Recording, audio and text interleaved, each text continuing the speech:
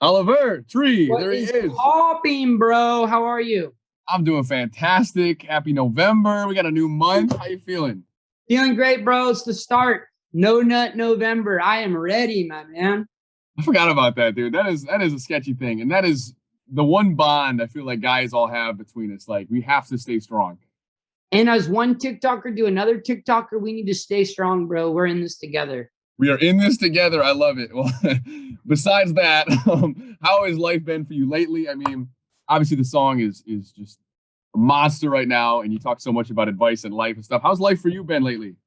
Life is incredible, bro. I just got back from the Middle East where I've been mixing my country album, Cowboy Tears. It was insane. I went to Morocco and Egypt and I was exploring filming a documentary and I wrote a feature film. So I've been busy. I've been creative, more prolific than ever. And I'm feeling inspired, man. How are you?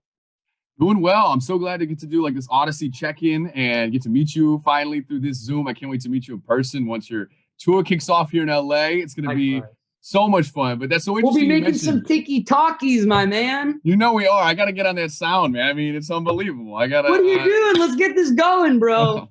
I always do random words on the radio. I feel like you'd be the best guy for a random word to sneak in, Let's or I may do lose it. my I'm job. ready. I don't know. You let me know when you want me. I'm there. I'll let you stew on that. Think of a great word. But that's so interesting with going to the Middle East. Why there to work on the album? Seemed like an obvious place for me to go mix this country record. I've never been to the Middle East, and basically, I am in the process of hitting all the continents. So right now, I'm about to announce South American tour, and then after that is just Antarctica. So I'm in the process of just hitting everything and touching ground everywhere, and hopefully, I can hit 100 countries by next year. I'm hoping. Absolutely. And you hear that all the time. South America and Antarctica. It's like your biggest fan base. I don't know what it is, No, but well, that's the thing. I'm trying to get a show in Antarctica, and they're giving me so much trouble, man. It's harder than you think. You got to play at the army base. that's it. That's the That's only it. way. Yeah. So Huh. I'm looking at it. I think Metallica is the only one to really do it. So I'm having my agents look into trying to play at the same place they did. Man, how cool would that be? Metallica and Oliver Tree getting to play Antarctica. Unbelievable. Ready, dude. And I'll play my country music out there. They never had a country act, so I That's think right. And they go nuts for any kind of show. Like it's just like Alaska, even. Like they get yeah. Tim McGraw, and it's like they shut down the whole state because they love country and they just love shows in general. So I it'd be think Pitbull wild. did a show in Alaska at a Walmart, right? Yeah, You know about that? like a The whole Taco city Bell. shut down. Yeah, it They was flew in a insane. Taco Bell truck because they don't have Taco Bell there, and they shut down the whole city. It's It's insane. like a whole holiday. You know, I don't know how you start your day. I heard you started with a hot Cheetos bath. Is that a ritual that we all need to adopt?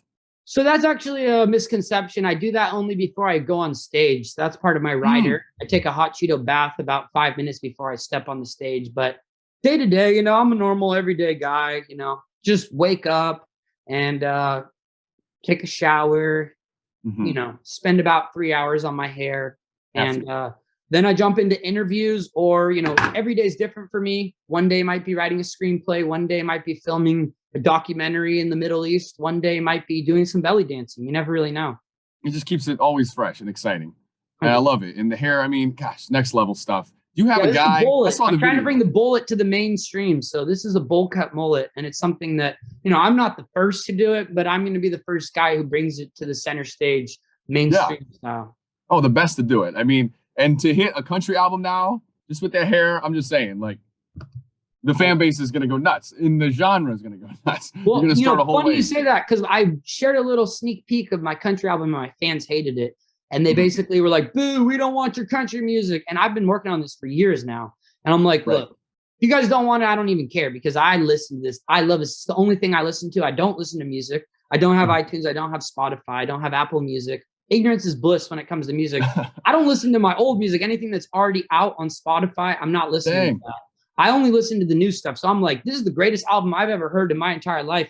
If you guys don't want it, I could care less because I'm listening to this thing 24/7, Doing it for you. And I love that. 100%. That's so interesting, too. So, like, any kind of creative block or any kind of input you want, is there anybody you go to, or you're doing I what you don't feel? get creative blocks. I have a system in play where if I'm feeling burnt out on one thing, I just move to the next. So like it's Mm, hard to get burnt out. If you're doing mixing of an album, you're going to be like, oh, I'm exhausted. But if you're in the Middle East and you're going to be climbing up a mountain to a waterfall or going to the pyramids the next day, you don't even, it's just like full inspiration. So I'm always traveling, taking in the sights. But beyond that, I'm switching genres. I'm moving different things. You know, I filmed 17 documentaries in the last 4 years. So I have a huge amount of content that's why all my stuff on TikTok is 5 years old. It's all with the old haircut. I don't know if you've seen any of it, but there's nothing with this new haircut except for one video I filmed when I hit 10 million followers, which the label made me do. It wasn't even my idea, but I don't even, feel like a TikToker. I'm just a guy dumping all his old content on there. Right.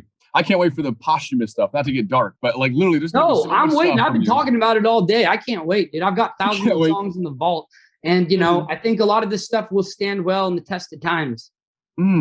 That's so inspiring. You got me fired up for it. Like, I mean, I just want to go hike a mountain right now. And well, dude, that's all I do. I just was born to inspire people. So if you're feeling it firsthand right here, that's my job being done. I can go to bed happy tonight. Wow. Dang. Well, you say you don't listen to any of the old stuff once you put it out, but there is a sick remix out right now. You had Clean Bandit hop on, Life Goes On. How does that process work? Do they just like do it and they want to do it and they remix it, or do they reach out to you, or how does it kind of happen to remix? So with my remixes, it's pretty specific. We're just kind of getting started to unload some of them, but basically we put a bunch of names into a hat and we do it old school style. We just pull the name out and then we reach out and see if they're interested. And a lot of people will say no. They're like, we never heard of this guy. We're not interested. But then again, you get a lot of people who say yes. So I have some pretty crazy remixes I'm working on for this song, and I'm not going to say names and I'm not going to say what, but we are making some crazy remixes for Life Goes On. So, and I also made an acoustic version yesterday. So I have some beautiful stuff rebuilding the song in new ways that will be coming shortly. Well, who's in that hat? I'm so curious now. He's like, did Diplo miss out? And you got like, bro, I was with Diplo last week. We're making country house music and rock house killing music. That too. Yeah, I'm going to be recording again with him tomorrow night. So I went with him last week. We were cooking up some heat. Like, have you ever heard rock house music before? I mean, if you haven't, I mean, it sounds like it's something I need to hear. I haven't heard it. We're making the genre right now. So I'm working with him. Maybe an EP will come. We don't really know. But yeah, I'm working with all kinds of people. We'll see what happens with the remixes. But I'm going to ask him tomorrow, see if he'll do one. Yeah. I got to hear about it. I got to hear some of that. That's unbelievable. New genres, making waves. You say you don't really consider yourself a TikToker, but I mean, what an insane following just with everything. Do you spend time on TikTok at all? Like, I don't even have the app. No, I don't use it. I'm not kidding. I don't use social media. Basically, my team will send me little snippets here and there, and my label sends me metrics, and I have a hard time believing if the numbers are real or not. They told me that between the 3 original sounds on TikTok, there's 10 million videos. And then they're telling me the unofficial sounds, there's somewhere between 20 million and upwards of that. So I take it all with a grain of salt, anything the label tells me. But what I will say is, I've got a lot of really little young kid fans. So, and I think they're all from TikTok because they're like babies, essentially, ages 1 to 5. So I've seen that that's happened over the last couple months. And I think that may be the TikTok audience. Wow. What do you think is it that sticks for the babies, the 1-year-olds? What are they seeing? I don't know. I think that they just know good stuff when they see it, and something about it connects with them. I will say they're the most valuable minds. They are the future. So as far as I'm concerned, those babies will grow into the humans of the future, and me inspiring them will inspire the world. So it's part of a bigger picture here. Man, they're getting phones younger and younger. I feel like. My goodness. Yeah. 1-year-old. Straight up. They just grow up with them. Yeah. Oh my gosh. So those numbers you talk about that don't make sense, is it like for streaming as well? Because I have them here at 340 million streams on Life Goes On. Can you even comprehend those type of numbers? Like, it just how much did you say? How much? 340 million global streams. They've never even told me that. This is the first I got it. I counted, and this is the first time I've heard this. So that's awesome. For one. For two, I seen that the Spotify in the last month and a half went from 4 million monthly listeners to something like 24 million. So I think that that's all in the TikTok stuff. So I can't give you any other answers. You probably know this more than me. I mean, you've done more math and you've figured out a lot more of this than I have, but that's, thank you for telling me that. I'm going to go talk with the label, see if they can pay me some extra advance or something, because I'm not getting compensated fairly for this. I'll tell you that right now. No. That's like record stuff, and you don't even know about it. It's crazy though it's hard to comprehend those types of numbers and everything. So for TikTok too, so many artists blow up, and I just want to get your like take on it with having a song so viral like that. Is there cons to it where like a song that has 340 million streams that maybe it doesn't lend to your other art you've made, or is it just great overall to have that exposure? I would say this. I mean, all the videos that I've been releasing are using that song. So a lot of the audience is sick of it. And they say, oh, stop sharing this song. You know, and the way I see it is that there's what, 7 billion people. I don't know how many, if it's 8 billion now. I'm really bad with numbers, but I will say 99.9% of the people in the world haven't heard it yet. So I'm going to keep putting it in my TikToks. I don't care what people say. I don't give a damn. I love it. I think it's a great song, and I'm going to keep putting it on there no matter how much people hate this. So I'm going to go with it. As you should. As you should. And I'll say this too. I've been working on this, 10 years for my career professionally. No one cared the whole entire 10 years. And it's only in the last month that people are actually like excited and starting to feel like this is a real thing. So I've been making music for 20 years for fun. And now in the last 10 years, nobody's cared. So, I mean, all I will say is, yeah, it's incredible that finally people are starting to care because it's your life's work. And that's all I could dream of. Right. And you talked about how this is like a really unstable career. Do you always want to do music, or what else would you have done? So during COVID, I wrote 2 feature film screenplays. I've been working on those, pouring my heart into that. My real dream is to just make feature films. I found that it's, extremely expensive and complicated getting the funding and people to trust you. So I'm using music videos as my film school. I write and direct all my videos. I'm now starting to produce my music videos as well, working with other production companies, but working as a head producer on them. So building out my own production company. I've made 17 of these documentaries the last 4 years. So I'm producing those, directing those, working on, music videos are my film school, and so are my documentaries. So I'm making as much film as I can. I've always made music and film since my childhood just for fun. It's what I always did. I didn't know it could be a job. And as I mature and explore as a storyteller, I find film is really my dream. So I'm in the process of segueing out of music into film. I think I still got another good year or so left in me. We'll see when Cowboy Tears finally gets released. But I will say, yeah, I'm going to be making feature films exclusively, and I will retire officially. I did retire this last couple years during the pandemic, and it gave me time to write these movies. And I did make some music for fun, and I say, why not? Let's release some of it if the fans want it. If not, I'm just going to listen to it myself while I write my movies. And, that's happiness. I'm making stuff. That's all that matters. I'm getting my hands dirty, and I'm creating every day. So I cannot complain. No, absolutely not. Cowboy Tears. Where's the name come from? And what does it mean? Cowboy Tears. I was a cowboy for Halloween last night. Wow. And I love it. How would you make me cry? So here's the thing. Cowboys are the toughest guys, right?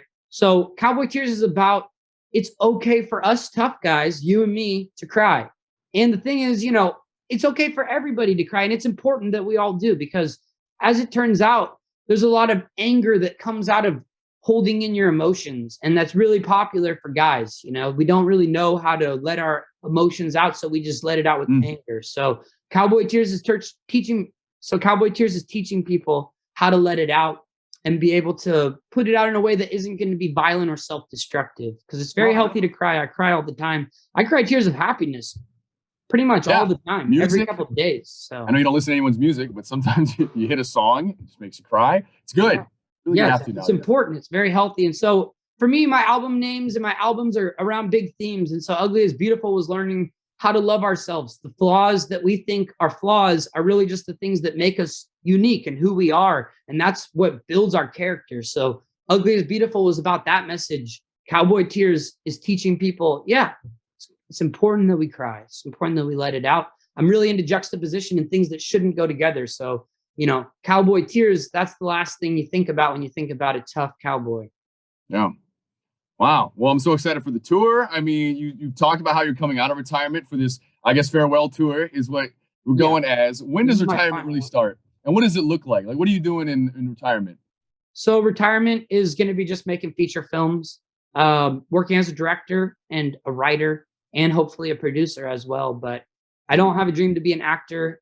I've used my image and likeliness to build a career, and it's time for me to step behind the camera and really focus as what I can show as a storyteller, because that's what I am first and foremost. I got into this to make stories be told, and music's the most effective way to do that out the gate, because it's very easy to get someone to listen to a 3-minute song. It's very hard to get someone to sit through an hour and a half or 2 hour movie. So now I'm getting people to trust me so I can, get this audience translated over into film. I found with music, when I first was releasing content online, it was pretty much just comedy videos and stupid videos, and people pretty much loved that, and they didn't know I made music. And even starting on Vine, I had videos that had millions of views with this character Turbo, who I used for the first album. Every time I post his videos, I'd get 1 million views, and my music would never get 1 million views. And I was like, what the hell is going on here? So I used the image as a vehicle to pull people over to my music. And I found that when I was releasing stuff online, when I started Instagram and different things, people were like, this guy is going to make music, this is going to be awful, and as they should have, rightfully so, thought.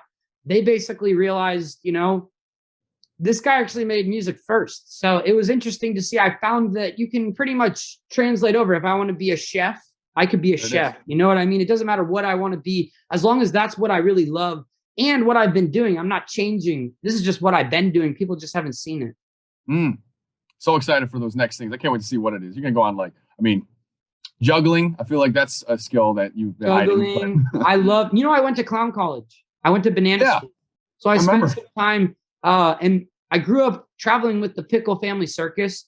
So my parents both worked in the circus. My mom was a trapeze artist, and my father he worked with, doing the lead, kind of setting people up, ringleader, kind of bringing in lions and different things and doing stunts. And both my parents were, the term is kind of outdated, but we were cronies. We were traveling with the circus, and that's where I really learned to love traveling, and I learned about entertainment. Wow. Well, speaking of that family, it's family time coming up. We hit November officially. When does Christmas start for you? What's the date? I mean, I'll put it this way.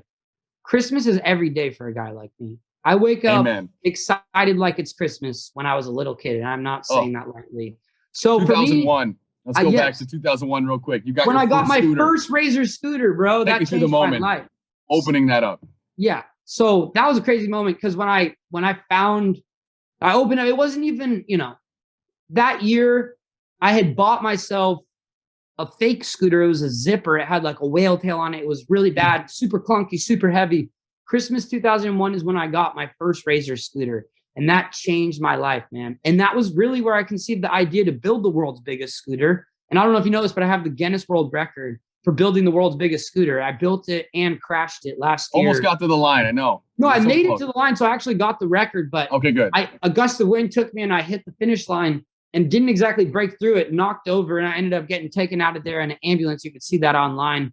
But it's on my YouTube channel. But I did build the world's biggest scooter, and if you Google who built the world's biggest scooter, you will find yours truly. Well, I'm so glad you're healed up now. You're looking great. Like you look refreshed and rejuvenated. And again, I'm so excited to see you February 19th. You kick it off in LA.